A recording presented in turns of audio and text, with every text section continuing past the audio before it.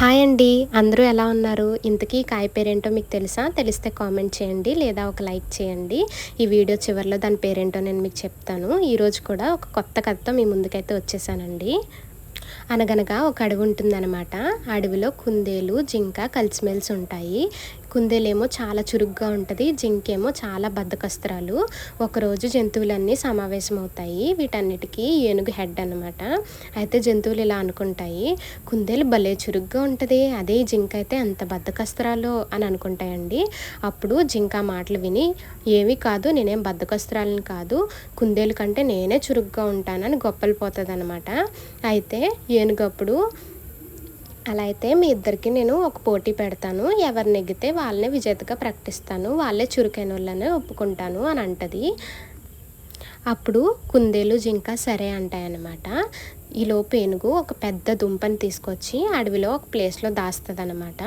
ఎవరైతే నాకు ఫస్ట్ ఆ దుంపని వెతికి తెస్తారో వాళ్ళే విజేత, వాళ్ళకి ఆ దుంపని గిఫ్ట్గా ఇచ్చేస్తాను అని చెప్తుంది. అయితే కుందేలు, జింక వెతకడం స్టార్ట్ చేస్తాయి. జింక స్టార్టింగ్ 2 నిమిషాలు గబగబా అటు పరిగెత్తి ఇటు పరిగెత్తి హడావిడి చేసి వెతికేస్తుంది అనమాట. 2 నిమిషాల తర్వాత, అయ్య బాబోయ్, ఇంత పెద్ద అడవిలో నేను ఎక్కడ వెతుకుతాను, సరే కాసేపు ఈ చెట్టు కింద విశ్రాంతి తీసుకుందాం అని ఒక చెట్టు కింద విశ్రాంతి తీసుకుంటూ ఉంటుంది. ఈలోపు కుందేలు ప్రతి చెట్టు దగ్గరికి వెళ్ళి వెతుకుతుంది. లాస్ట్కి కుందేలుకి దొరికేస్తుంది. అప్పుడు కుందేలుని విజేతగా ప్రకటించేసి ఆ దుంపని కుందేలుకి బహుమతిగా ఇచ్చేస్తారనమాట. అప్పుడు జింక కుందేలుని అడుగుతుంది, నీకు ఎక్కడ దొరికింది ఈ దుంప అని అడిగితే, అదా, నువ్వు విశ్రాంతి తీసుకున్నావు కదా, ఆ చెట్టు త్వరలోనే నాకు ఈ దుంప దొరికిందని చెప్తుంది. అప్పుడు జింకేమనుకుంటుందంటే, అయ్యో, ఈరోజు నేను చురుగ్గా వెతుకుంటే నేనే విజేతనవుతును, నా బద్ధకం వల్ల నేను ఓడిపోయాను, ఇంకెప్పుడు బద్ధకంగా ఉండకూడదని రియలైజ్ అవుతుంది అనమాట. అదేనండి ఈ స్టోరీ యొక్క సారాంశం.